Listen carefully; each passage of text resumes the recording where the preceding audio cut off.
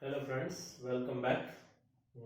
Currently we are discussed find the solution of linear differential equation which x has a non-zero value, non-zero functions, in which we discussed one particular type of x which is exponential function, and for that we find a inverse operator, and we also find out how to convert inverse operator, and sorry, how to solve inverse operator.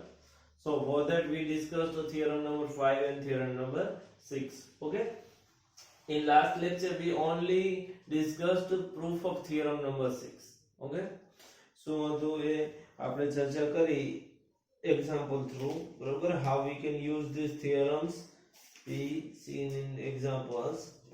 First example,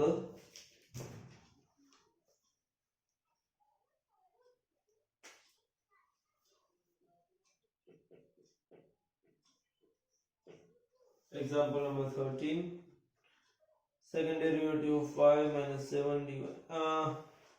હું શું કરું, direct formula લખી નાખું છું, d square minus 7d plus 12,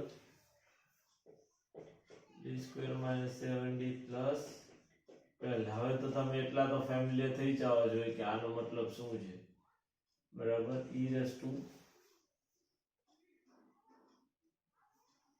5x. Okay, e raised to 5x, બરાબર. આ એક વસ્તુ તમને આપેલી છે. શું છે, હવે હું આખે આખું નથી લખતો ભાઈ, take d by dx equal to d, then convert it. Okay, directly અહીંયા હું લખું છું d square minus 7d plus 12 y equal to e raised to 5x. okay, now auxiliary equation is here solution. Here auxiliary equation શું થશે, d square minus 7d plus 12 equal to 0. Factorize it. હા, આને factor કરો તો શું થાય, 4 તરી 12, એટલે d minus 4 d minus 3 equal to 0. એટલે therefore d ની કિંમત શું આવશે, 4 or d equal to 3. બરાબર, આ વસ્તુ તમને મળી, આટલી વસ્તુ ક્લિયર છે, બરાબર. તો એના ઉપરથી આપણે કોમ્પ્લિમેન્ટરી ફંક્શન, એટલે કે જો અહીંયા 0 હોય તો આનું જનરલ સોલ્યુશન શું થશે કે જો બંને રિયલ રૂટ છે અને બંને ડિસ્ટિંક્ટ છે, એટલે કે therefore complimentary function cf equal to શું થશે, c1 e raised to 4x plus c2 e raised to 3x, where c1 and c2 are arbitrary constant.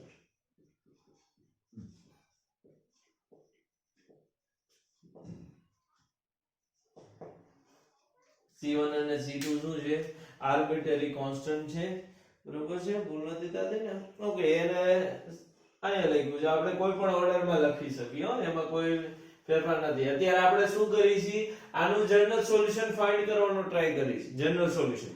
અને જનરલ સોલ્યુશન માટે શું જોઈએ કે ભાઈ આના હોમોજીનિયસ ઇક્વેશન નો, એટલે કે આ પ્રકારે અહીંયા 0 હોય તો એના માટે તમારું સોલ્યુશન પ્લસ આ ઇક્વેશન નું કોઈ એક પર્ટિક્યુલર સોલ્યુશન ફાઇન્ડ કરીને એનું સોલ્યુશન લખો, બરાબર. એટલે આ તો મળી ગયો. હજી બીજો પોર્શન શું આવશે, particular equation of this function. એ આપણે કેવી રીતે ફાઇન્ડ કરશું, બરાબર. Now P a particular integral or particular solution equal to 1 upon, we know that 1 upon f of d x. અને x ની કિંમત આયા શું છે, e raised to 5x, એટલે બરાબર આ છે. સમજાણો, આ વસ્તુ ખબર પડી. આપણે આ સ્ટાર્ટિંગ માં જ કર્યું હતું, ઇન્વર્સ ઓપરેટર આપણે શીખતા હતા ત્યારે આપણે જોયું હતું, બરાબર છે. Now which is equal to f of d શું છે, અહીંયા 1 upon f of d ની કિંમત શું છે જોવો જોઈએ, શું છે, d square minus 7d plus 12 equal into e raised to 5x. अब આપણે થિયરમ નંબર 5 જોયો તો શું હતો, થિયરમ નંબર 5 આવું કંઈક હતું કે 1 upon f of d e raised to ax હોય તો 1 upon f of a e raised to ax થાય પણ શું હોવું જોઈએ if f A non zero હોવો જોઈએ f એ નોન ઝીરો હોવો જોઈએ આ વસ્તુ હોય તો આપણે કરી શકીએ બરોબર તો આના બરાબર આ લખી શકીએ હવે જોવું જોઈએ f A here f a ની કિંમત શું છે 5 છે તો f5 શું થશે f5 બરાબર 5 square minus 7 multiplied by 5 plus 12 so this is 25 35 plus 12 like આવશે plus 2 આવશે answer minus 10 plus 12 એટલે yes plus 2 answer આવશે which is non zero therefore આ non zero છે એનો મતલબ આપણે શું લખી therefore particular integral pi particular integral equal to 1 upon d square minus 7d plus 12 ની જગ્યાએ શું લખી શકશો 1 સોરી હજી અહીંયા આવશે e raised to 5x બરાબર શું થશે f of 5 હા આ f of d છે અહીંયા શું આવશે f of 5 e raised to એની જગ્યાએ શું છે 5x બરાબર therefore finally શું તમને મળે છે therefore શું તમને મળે pi equal to 1 upon f of 5 ની કિંમત આપણે કેટલી મળી +2 મળી અને f of 5 into e raised to 5x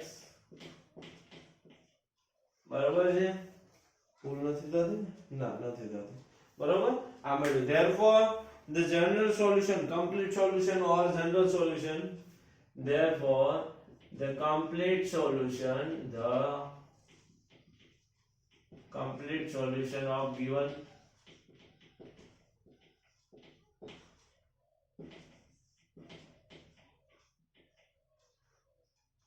given equation is so thase y equal to complementary function plus particular integral which is equal to complementary function is c1 e raised to 4x plus c2 e raised to 3x plus particular integral is 1/2 e raised to 5x barabar where you can write what you can write c1 and c2 are arbitrary constant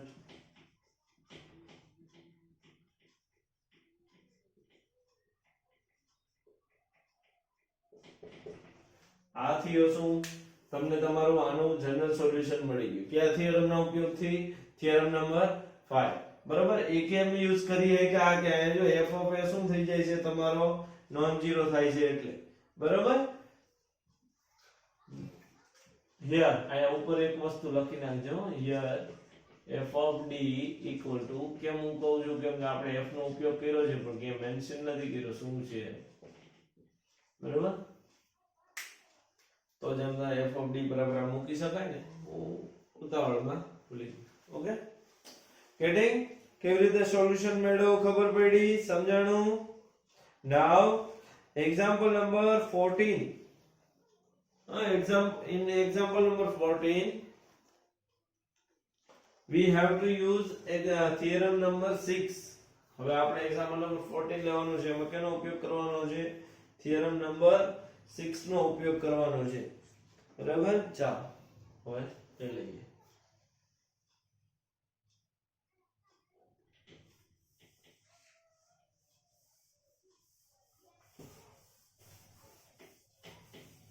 procedure same જ રહેશે ખાલી એક બે જગ્યાએ ખાલી થોડો જે સૂત્રમાં તમે મૂકો છો ત્યાં એક થોડો ઘણો ચેન્જીસ આવશે તમે એક વસ્તુ નોટિસ કરી છે થિયરમ બહુ મોટો હતો પણ એને રિલેટેડ હવે એક્ઝામ્પલ બધા કેવા થતા જાય છે નાના થતા જાય છે એટલે આ જે પ્રમેયો સિદ્ધાંતો છે એનું કામ શું છે કે આવી જે કેલ્ક્યુલેશન હોય જો હર ટાઈમ હું ઈ થિયરમ વાળી કેલ્ક્યુલેશન કરવા બેસું તો ભેગું ન થાય પરંતુ હું ક્યારેક ક્યારેક શું કરું ઈ થિયરમ ને એક સિદ્ધાંત બનાવી દઉં આ સિદ્ધાંતનો ઉપયોગ કરીને મારે સાબિત કરવાનો એટલે શું થઈ જશે ઈઝી બની જાય છે બરાબર ના શું છે Example number 14. Directly I am writing d cube y minus 12d square y plus 16dy 16dy minus 8y equal to e raised to 2x. e raised to 2x. બરોબર છે ને d cube y minus 12d square y plus 6dy minus 8y equal to e raised to 2x. Okay. Now here you can write this as d cube minus 12d square plus 6d minus 8 y equal to exponential e raised to 2x. બરોબર છે? So let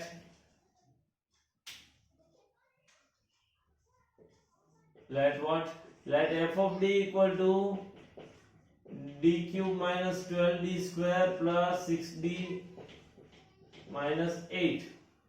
Then which is the formula of d minus 2 cube? d minus 2 cube ની તમે formula કરશો તો આ જ આવશે. Check કરવું હોય તો કરી જોજો. બરાબર? સોરી સ્ક્વેર નહીં હા, d minus 2 cube આ ફોર્મ્યુલા છે. બરાબર? Therefore auxiliary equation here, auxiliary equation is, so the auxiliary equation equal to d cube minus, direct આ short form માં લખાય શું કરો, d minus 2 cube equal to 0 થશે. d minus 2 cube. Therefore d ની કિંમત શું મળશે? 2 2 2. d ની કિંમત મળે બે એક જ સિંગલ, પણ કેટલા ટાઈમ છે? આપણે 3 ઘાત છે એટલે 3 એના ઉકેલ મળવો જોઈએ એટલે 2 2 ને 2. Therefore complementary function શું થશે? complementary function જો તમને ખબર હોય complementary function માટે આપણે એક ફોર્મ્યુલા જોઈ હતી. શું? કે જ્યારે બે રિપીટ રૂટ હોય, રિયલ રૂટ વિથ મલ્ટીપ્લિસિટી, હા એટલે એક કરતા વધારે હોય તો શું કરવાનું હતું? ખાલી આગળ ગુણાકાર કરતું જવાનું. એટલે કે અહીંયા જો બે સેમ હોય તો અહીંયા કેવી રીતે આવશે? c1 x c2 e raised to mx આવું. જો ઓલું હોય તો c1 square sorry c1x square plus c2x plus c3. જો ત્રણ હોય સેમ રૂટ તો e raised to mx આવું હતું. બરાબર? તો અહીંયા ત્રણ રૂટ છે તો શું આવશે? ત્રણ રૂટ માટે c1x square plus c2x plus c3 e raised to m ની જગ્યાએ શું છે? 2x છે. બરાબર? ના હવે cf મળી ગયો. હવે શેની વાત કરવાની છે? Particular integral pi equal to 1 upon f of d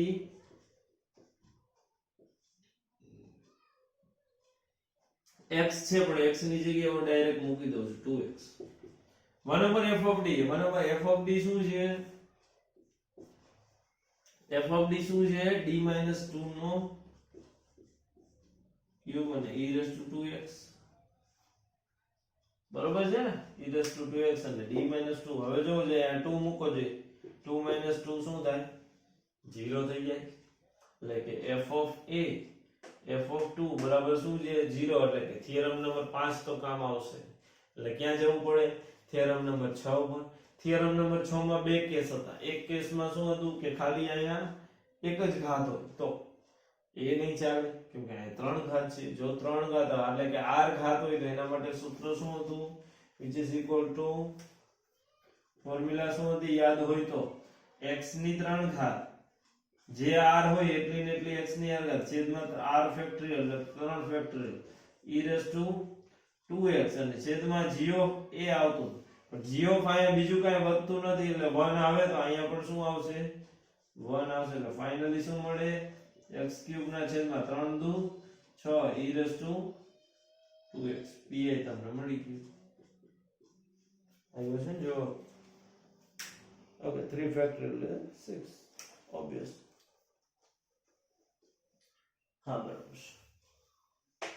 હવે therefore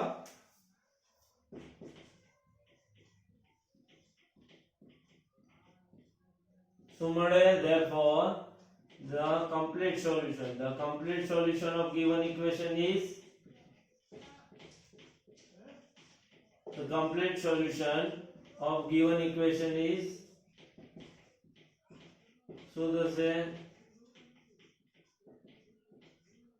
y equal to cf plus pi complementary function plus particular integral. complementary function શું છે? c1x square plus c2x plus c3 e raised to 2x plus particular integral is x cube divided by 3 factorial e raised to 3 factorial or 6 e raised to the power of 2x. getting? આ તમારું solution મળી ગયું. where of course you must have to write where c1 c2 and c3 are arbitrary constant. what? શું છે? arbitrary constants. getting? આ વસ્તુ તમને સમજણી?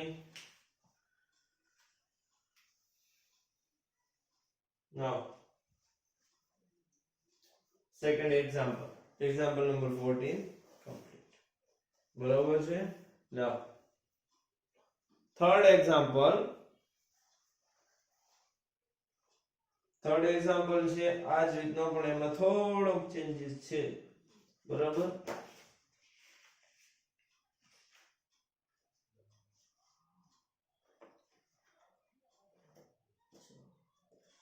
Third example ની રકમ શું છે?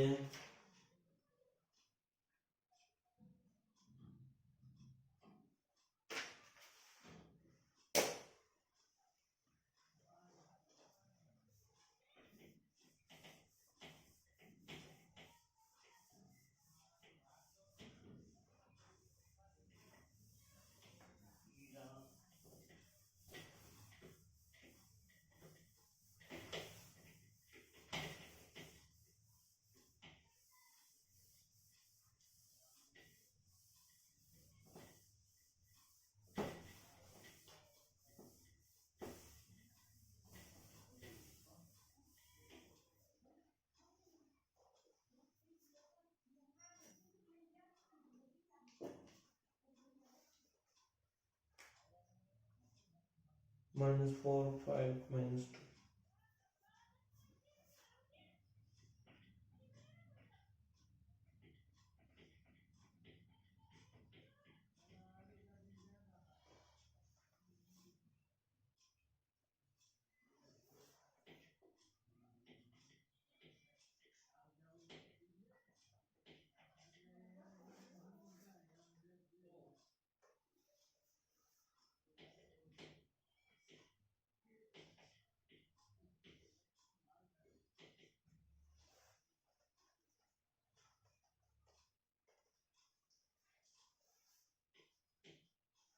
આ તમને આપેલું છે.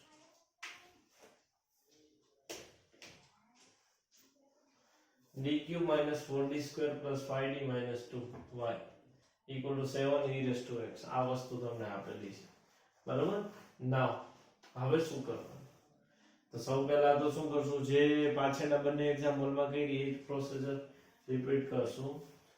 here let f of d equal to શું લેવાનું છે? જે આપેલું છે d cube minus 4d square plus 5d minus 2. બરાબર? આ વસ્તુ છે. now auxiliary equation શું થશે? auxiliary equation is d cube minus 4d square plus 5d minus 2 equal to 0. સૌપ્રથમ તાના ફેક્ટર પાડવા પડશે. કેવી રીતે ફેક્ટર પાડશું? જોજો. d cube minus d square. બરોબર? તો પ્લસ માઇનસ જ આવશે હજી. માઇનસ 3d સ્ક્વેર હજી વધશે. minus 3d square plus d plus 4d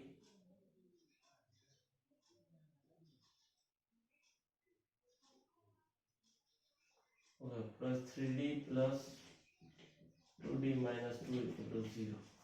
કેમ મેં આવું કર્યું હવે ખબર પડશે નેક્સ્ટ સ્ટેપમાં d² કોમન કાઢો આ બંને સ્ટેપમાંથી શું વધે d - 1 minus 3d કોમન કાઢો minus 3d એટલે અહીંયા શું વધશે d - 1 અહીંયા શું plus 2 કોમન કાઢો એટલે શું વધશે d - 1 equal to 0.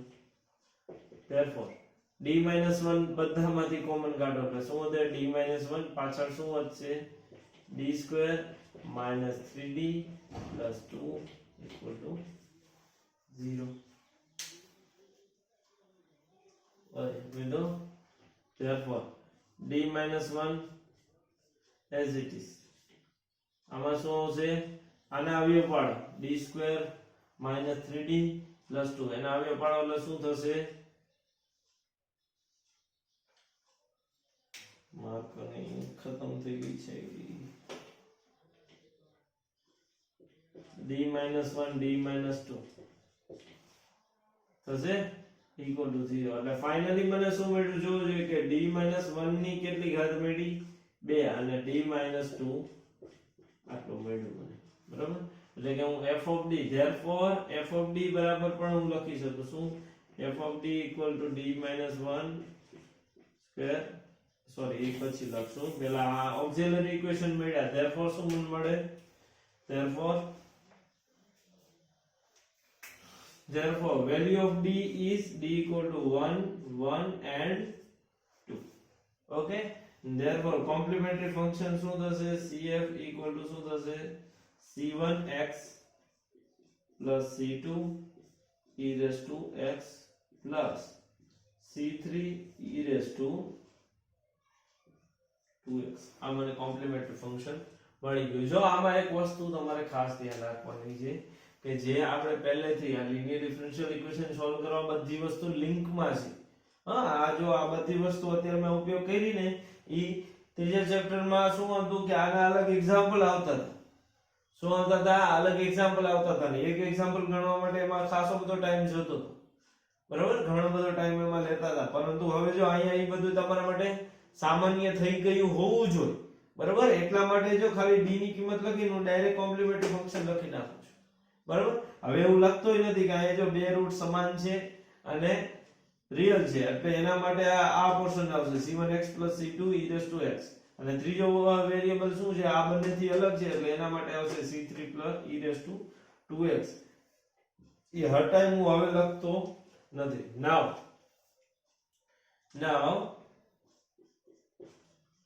હવે પર્ટિક્યુલર ઇન્ટિગ્રલ ફાઇન્ડ કરવાના મેથડ છે આ બધી કોમ્પ્લિમેન્ટરી ફંક્શન તો તમને આવડે કોમ્પ્લિમેન્ટરી વેક્ટર તો તમને મળે જ છે પર્ટિક્યુલર ઇન્ટિગ્રલ કેવી રીતે ફાઇન્ડ કરશું એ હવે આમાં શીખવાનું છે એટલે એના ઉપર ભાર છે f of d exponential function શું છે x શું છે s7 e raised to x આ વસ્તુ છે 7 હું શું કરી શકું બહાર લઈ શકું 1 f of d શું છે આખે આખું આ ફંક્શન છે પણ એના બરાબર આપણે આમ લખી શકીએ કે d - 1 ડાયરેક્ટ લખી શકું એક કામ કરું ડાયરેક્ટ નથી લખતો ચાલો એક સ્ટેપ વધારે લખું છું બરોબર પછી વળી બધા કન્ફ્યુઝ થશો છે કે ડાયરેક્ટ કેવી રીતે લખી બરાબર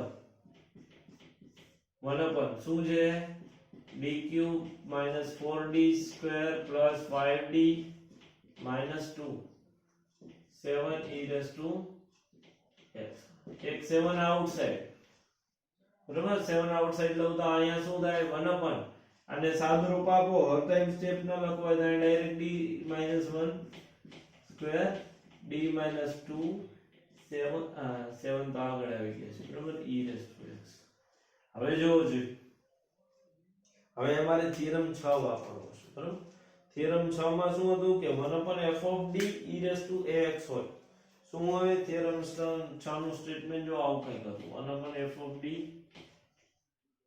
e raised to ax હોય તો એના બરાબર શું થાય x raised to r factorial e raised to ax અને g of a બરાબર અને એમાં શું હતું f of d બરાબર શું હોવું જોઈએ d - a ની r ઘાત અને g of d આવું થાય તો બરાબર અહીંયા શું છે r ઘાત છે હવે મારે જો અહીંયા a ની કિંમત શું આપેલી છે a ની કિંમત ક્યાંથી ફાઇન્ડ થાય કે જે આ x વાળો ભાગ આપેલો રહ્યો ને એમાં જો એક્સપોનેન્શિયલ ની ઘાત કેટલી છે અહીંયા શું છે જોવો જોઈએ અહીંયા શું છે ઓન્લી 1 એટલે એક વાળું પદ શું છે એના માટે a વાળું એટલે કે આ પદ થયું એની ઘાત કેટલી છે 2 નહીતર હમણાં કહી છે કે જો અહીંયા 2 છે તો 2 કેમ નો લીધા પણ આપણે ચેક ક્યાં કરવાનું કે એક્સપોનેન્શિયલ ના ખૂણામાં ચેક કરવાનું એક્સપોનેન્શિયલ વાળો પાર્ટ છે એમાં x ની આગળ શું છે કોએફિશિયન્ટ કે 1 તો આ 1 વાળો જે ભાગ હોય એ શું કરવાનો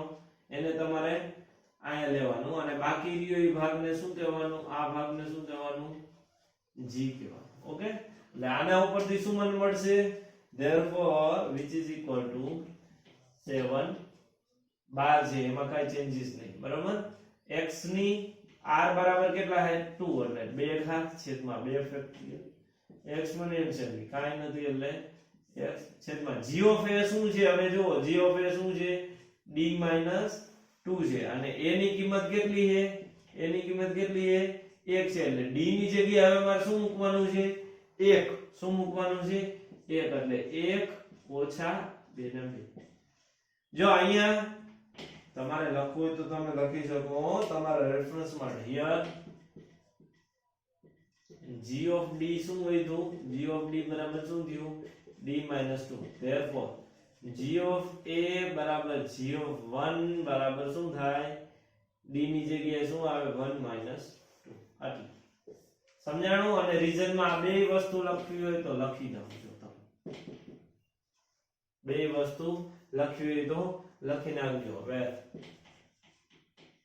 પ્રોપર રીતે બરાબર હવે આને સિમ્પ્લિફિકેશન આપો શું થશે 7 divided by 2 2 factorial equal to 2 x square e raised to the power of x 1 minus 2 શું થાય minus 1 એટલે minus 7 by 2 e raised to x x square આ તમારો શું થયો પર્ટિક્યુલર ઇન્ટિગ્રલ આ વસ્તુ મળી આન્સર બરોબર છે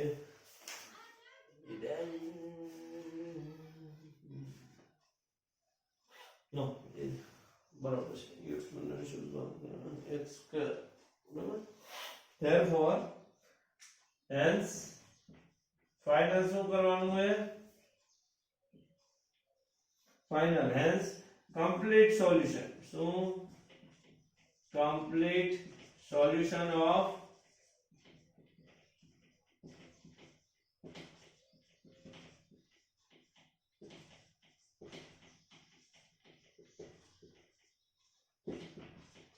complete solution of given equation is શું થશે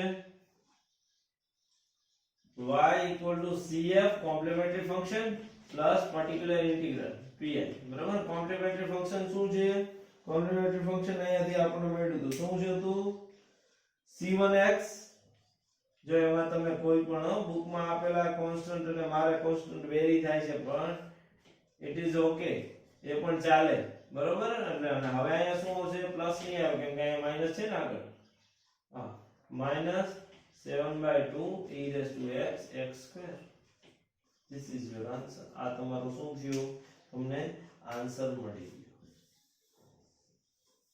ગયો બરાબર હજી આને રિલેટેડ એક્સરસાઇઝ માં એક્ઝામ્પલ છે તમે જાતે ચેક કરજો ઓકે અહીંયા સુધી આપણે જેટલા એક્ઝામ્પલ જોયા એ કમ્પ્લીટ સોલ્યુશન ફાઇન્ડ કરવાના હતા કે જ્યારે x અહીંયા બરાબરની આ સાઈડમાં x તરીકે એક્સપોનેન્શિયલ ફંક્શન હોય ત્યારે બરાબર હવે નેક્સ્ટ લેક્ચર થી આપણે વાત કરશું કમ્પ્લીટ સોલ્યુશન માટેની જ કરવાની છે પરંતુ અહીંયા શું આવશે ટ્રિગોનોમેટ્રિક ફંક્શન એટલે sin function cosine function and etcetera બરાબર આ પ્રકારના ફંક્શન હશે ત્યારે તમારે કેવી રીતે સોલ્યુશન ફાઇન્ડ એટલે એમાં પણ સેમ પ્રોસિજર આવશે શું કે પહેલા એના માટે થિયરમ જોશું કે ભાઈ sin હોય તો જે મેઈન પાર્ટ હતો એ શું હતો કે જે આ પર્ટિક્યુલર જો અહીંયા સુધી તો બધામાં કોમન આવશે કોમ્પ્લિમેન્ટરી ફંક્શન સુધી બરાબર પર્ટિક્યુલર ઇન્ટિગ્રલ થી ચેન્જીસ આવશે એ શું આવશે કે જે આ ભાગ રહ્યો એને અહીંયા મેં કેમ ડાયરેક્ટ સાદુરૂપ આપી દીધું આ થિયરમનો ઉપયોગ કરી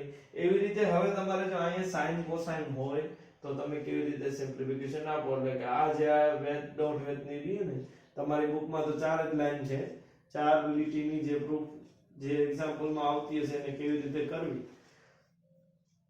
એના માટેનું છે. અને એક મોસ્ટ ઇમ્પોર્ટન્ટ વાત કરી દઉં કે એક્ઝામમાં જે તમારો જો પેપર સ્ટાઇલ આ જે પરિસ્થિતિ છે એ પ્રમાણે ચેન્જીસ ન થાય તો બરોબર, જે 5 માર્કના બધા યુનિટમાંથી એક એક ક્વેશ્ચન હોય છે બરોબર, એટલે તમને ઓપ્શન આપે આ ચેપ્ટરમાંથી 2 5 માર્કના ક્વેશ્ચન પૂછ્યા છે, એમાંથી એક તમારે કમ્પલસરી લખવો પડે બરોબર. તો એમાં શું હશે, એક થિયરિટિકલ ક્વેશ્ચન હશે, એટલે કે જે આપણે થિયરમ જોયો ને જે સાબિત કરવાનો, એક એ થિયરમ હોઈ શકે અથવા તો કોઈ એક્ઝામ્પલ હોય બરોબર. એ બંને ઓપ્શનમાં હશે, કાં થિયરમ હશે ને કાં એક્ઝામ્પલ હશે એઝ પર માય નોલેજ બરોબર, મારા નોલેજ પ્રમાણે. એવું ને જરૂરી નથી કે એવું જ હોય, પણ મને એવું જ લાગે છે કે એ જ રીતે હશે બરોબર. અત્યાર સુધી એ જ રીતે પૂછાતા આવ્યા છે, ક્યારેક છે ને કોઈક મારા જેવો માથા ભારે આવે તો ચેન્જ કરી નાખે કે ભાઈ 2 થિયરમ અથવા તો 2 એક્ઝામ્પલ પૂછીને કે, અથવા તો એવું બને કે એને ચેન્જીસ કરવાનું હોય પણ કોઈ એવું ચેપ્ટર એવું હોય જેમાં થિયરી હોય. ફોર એક્ઝામ્પલ આપણું ફર્સ્ટ ચેપ્ટરના એક્ઝામ્પલમાં થિયરી વધારે હતી બરોબર, તો એમાં થિયરી વધારે પૂછાય, એક્ઝામ્પલ કમ્પેરેટિવલી ઓછા હતા તો એક્ઝામ્પલ ઓછે પૂછે બરોબર. પણ આ બધા જે પાછળના ચેપ્ટર છે એમાં એક્ઝામ્પલ વધારે છે, એટલે આમાં કમ્પલસરી એક થિયરમ અને એક એક્ઝામ્પલ આવે એવી મારી માન્યતા છે. ઓકે, એટલે તમારે ઘણા બધાને એવું હોય કે સાહેબ મને થિયરમ તો સમજાતા નથી, તો તમારી પાસે બેસ્ટ ઓપ્શન શું છે કે બધા મોટા એક્ઝામ્પલ હોય, થિયરી એક્ઝામ્પલ આપેલા હોય એ એઝ વેલ એઝ એક્સરસાઇઝ બધા ચેક કરી લ્યો, બધા કરી લ્યો, એમાંથી જ પૂછાય છે બરોબર. થિયરી તમારે નથી જોવાની બરોબર, પણ જો કોઈ બેકઅપ પ્લાન રાખવો હોય કે એક્ઝામ્પલમાં કેલ્ક્યુલેશનમાં ભૂલ થાય, મારે જ થાય છે, હું હંમેશા થિયરમ પ્રિફર કરું કે જેમાં શું હોય કે કોઈ સ્ટેપ મિસ થાય તો તમને પાર્શિયલી માર્કિંગ મળશે બરોબર.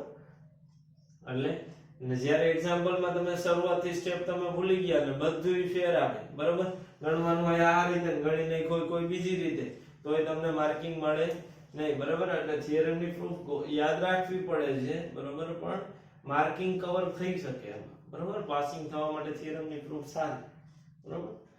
સારું, ચાલો આ લેક્ચરમાં અત્યારે આપણે આટલું રાખી, નેક્સ્ટ લેક્ચરથી આપણે વાત કરશું કે જો આ એક્સપોનેન્ટ અહીંયા એક્સપોનેન્શિયલની જગ્યાએ if we have a trigonometric function then what we can do.